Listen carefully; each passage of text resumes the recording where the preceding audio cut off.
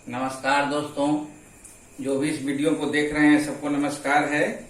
मेरा YouTube channel है, इसका नाम है, यहाँ देखिए YouTube में जाकर अगर आप टाइप करेंगे @SHAILENDRAPATHAK शैलेंद्र पाठक 7218, उस पर अगर आप उसको सर्च करेंगे तो आ जाएगा लर्न विथ मी करके मेरा चैनल है। तो हम लोग टेंस पढ़ चुके हैं, पूरा 12 टेंस खत्म हो गया ना। हाँ। टेंस तो पूरा खत्म हो गया। तो आगे हम लोग पढ़ते हैं वॉइस। टेंस के बाद वॉइस पढ़ते हैं। तो वॉइस VOICE, वी बोलते हैं VOIC, वॉइस। वॉइस को हिंदी में वाच्य कहते हैं। क्या कहते हैं? वाच्य कहते हैं। तो किसी वाक्य में प्रयुक्त क्रिया यानी कि वर्ब, VERB, तो हम इंग्लिश मीडियम में इसलिए इंग्लिश में लिख दिया है, वर्ब लिख दिया है, का वह रूप है जो यह दिखाता है कि या तो सब्जेक्ट यानी कर्ता, करने वाला खुद कुछ करता है या स्वयं सब्जेक्ट पर ही कुछ घटित होता है, या कर्ता स्वयं कुछ करता है या फिर वो किसी के द्वारा कराया जाता है, ऐसा बोध होता है तो उसे वॉइस कहलाता है वो। तो वॉइस का हिंदी में लिख दिया है, वाच्य कहते हैं हिंदी में। वॉइस दो प्रकार के होते हैं, यहाँ लिखा हुआ है वॉइस दो प्रकार के होते हैं। पहला एक्टिव वॉइस और passive voice. ACTIV VOIC PASSIV spelling दिख रहा है ना, क्लियर? देखो तो PA क्या लिखा हुआ है? PASSIVE, पैसिव वॉइस और एक्टिव वॉइस। तो एक्टिव वॉइस किसे कहते हैं? कोई भी जो साधारण वाक्य जो है हम लोग बोलते हैं वो जनरली एक्टिव वॉइस में बोलते हैं।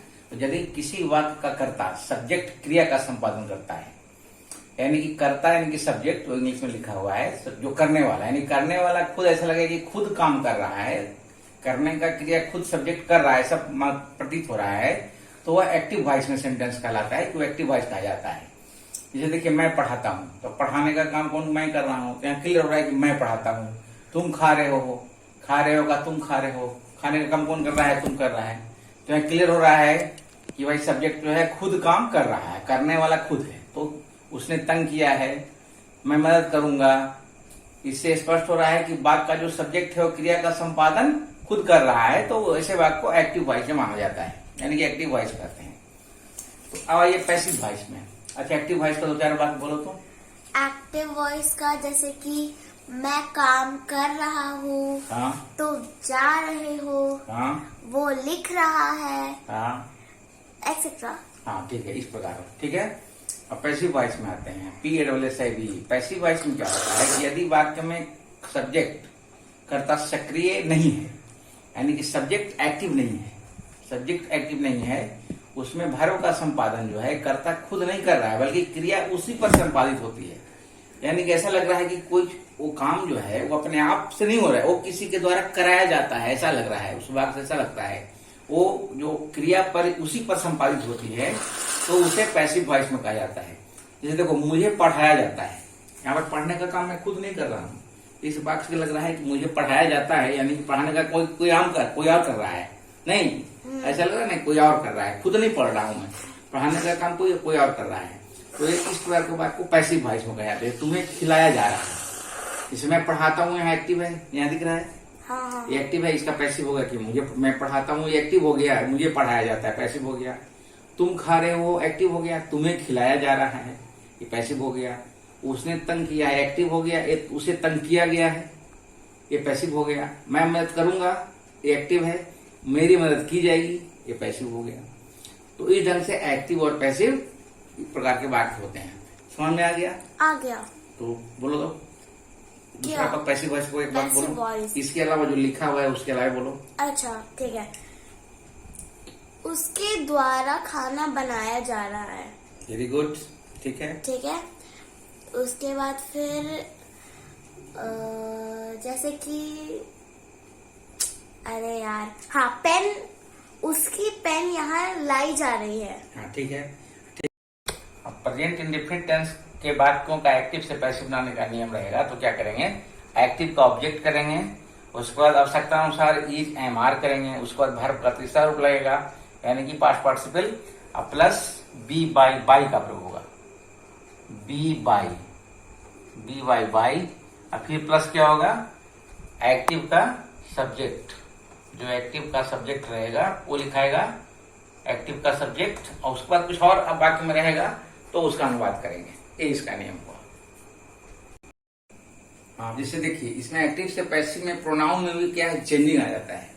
जैसे एक्टिव में अगर आई रहेगा, यहाँ देखो लिखा है, देखो देख रहे हो ध्यान से। हाँ। एक्टिव में अगर आई रहेगा तो उसको पैसिव में क्या बनाएंगे, मी कर देंगे, आई का मी हो जाता है।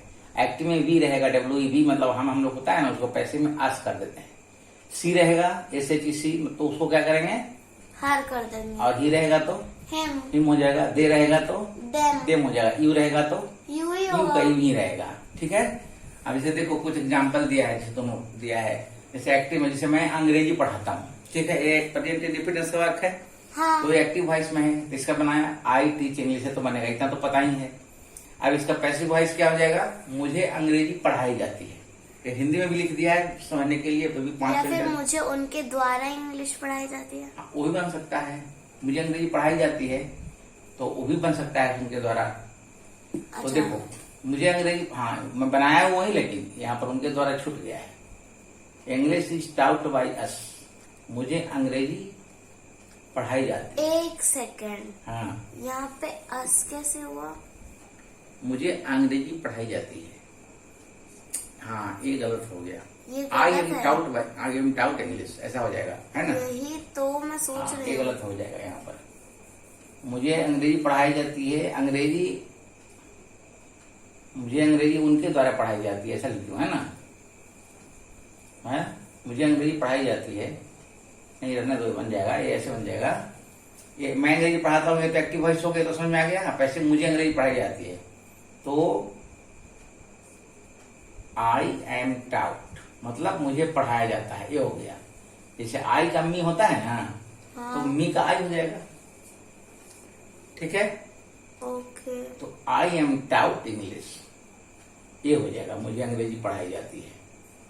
आई एम टाउट इंग्लिश, मुझे अंग्रेजी पढ़ाई जाती है। ओके, समझ में आ रहा है। भीतरी हो गया ना, आई के साथ एम लग गया, उसके बाद टीच का तीसरा रूप टाउट हो गया, TUGST, टीच टाउट, फिर इंग्लिश हो गया। अब से देखो, हम लोग हिंदी पढ़ते हैं, ठीक है, तो क्या बनेगा, एक्टिव वॉइस हो गया, तो वी रीड हिंदी, हम लोग हिंदी पढ़ते हैं। हिंदी हम लोगों के द्वारा पढ़ाई जाती है। हाँ, ध्यान देखो, हिंदी लिखाया, हिंदी के अनुसार ईज हो जाएगा, HINDI हिंदी, उसके बाद ईज। पढ़ाना इस एक सेकंड, हिंदी हम अच्छा ठीक है पढ़ी जाती है, पढ़ी जाती है। तो रीड का तीसरा रूप क्या होता है, रीड रेड होता है। रीड का तीसरा फॉर्म रेड होता है, स्पेलिंग सेम रहता है, उच्चारण अलग होता है, तो इसलिए यहाँ पर रेड कहा गया है। स्पेलिंग सेम रहेगा, बोलेंगे पढ़ेंगे red, Hindi is red by us, हम लोगों के द्वारा है। बी का यहाँ पर अस हो जाएगा। ठीक है। अब इसे देखो, मैं तुम्हें प्यार करता हूँ, तो एक एक्टिव वॉइस हो गया, आई लव यू हो गया सीधा, फुल स्टॉप। अब है कि तुम्हें मेरे द्वारा प्यार किया जाता है, ये पैसिव वॉइस हो गया इसका। तो यहाँ पर क्या हुआ, यू हो गया, किसको प्यार किया जाता है, तुम्हें। तो यू के अनुसार यू हो गया, फिर उसके बाद यू के साथ आर लगेगा। ई एम आर का प्रयोग कहाँ होता है पता है ना। हाँ, पता। आई के साथ एम का प्रयोग होता है, फिर वी यू और थर्ड पर्सन के प्लूरल नंबर के साथ आर का प्रयोग होता है, और थर्ड पर्सन का सिंगुलर नंबर के साथ इज का प्रयोग होता है। चलो इसको भी लिखा देंगे आगे। यू, उसके बाद आर हुआ, उसके बाद प्यार करना का लव होता है इंग्लिश, LOVE। तो लव का जो थर्ड फॉर्म होता है V3, वो होता है लव्ड। V3 हो गया, उसके बाद बाई लगा, उसके बाद मी हुआ। ठीक है। हाँ। इसमें पैसिव वॉइस में बाई का प्रयोग होता है, और नियम में लगता है बाई लिखना मैं छोड़ दिया हूं। अब इसे देखो, हिंदी हम लोगों के द्वारा पढ़ी जाती है, तो Hindi is red by us. यहाँ पर ये नियम इसलिए दिया है, प्रेजेंट इंडेफिनिट टेंस के एक्टिव से पैसिव बनाने का नियम क्या रहेगा, एक्टिव का ऑब्जेक्ट प्लस आवश्यकता अनुसार इज, एम, आर, तीनों में से कोई एक रहेगा। जैसा सब्जेक्ट रहेगा उसके अनुसार, उसके बाद वर्ब का तीसरा रूप होगा, उसके बाद बाई लगेगा। पीछे बाई लिखना भूल गया, छूट गया था बाई, बी बाई बाई रहेगा, फिर एक्टिव का सब्जेक्ट रहेगा, और उसके बाद कुछ और अगर से वाक्य में रहेगा तो उसका अनुवाद करेंगे। ठीक है। अब इसे देखो, मैं तुम्हें प्यार करता हूँ, आई लव यू, तो यू आर लव्ड बाई मी, आई का मी हो गया। चेंज ऑफ पर्सन पर दिया हुआ है ना, आई का मी, बी का से। ठीक है। जैसे वह एक घोड़ा बेचता है, तो एक्टिव वॉइस हो गया, ही sales a horse, present indefinite tense का वाक्य। अब उसके द्वारा एक घोड़ा बेचा जाता है, पैसिव वॉइस हो गया। हाँ। तो ए हॉर्स यहाँ पर इज उसके बाद सेल, सेल का सोल्ड, सोल्ड हो गया, फिर बाय लग गया नेम के अनुसार, और फिर ही का हिम हो गया। ठीक है, a house is sold by him. मैं ये काम खाता हूँ, एक्टिव वॉइस में हुआ तो आई ईट ए मैंगो, उसको पैसिव वॉइस में हो गया मेरे द्वारा ये काम खाया जाता है। तो ये मैंगो हो गया ए मैंगो, उसके बाद ए मैंगो के अनुसार ई जाएगा, फिर ईट का तीसरा रूप ईटन होता है, फिर बाय लगेगा, फिर मी लगेगा। तो समझ में आ गया? हाँ हाँ समझ आ गया ना? हाँ। तो आज इतना ही रखते हैं, क्योंकि आज थोड़ा तबियत भी बराबर नहीं है। तो आज इस वीडियो में इतना ही रखते हैं, फिर सब विस्तार से चर्चा अगले वीडियो में करेंगे। तब तक के लिए नमस्कार, शुभ रात्रि, थैंक यू।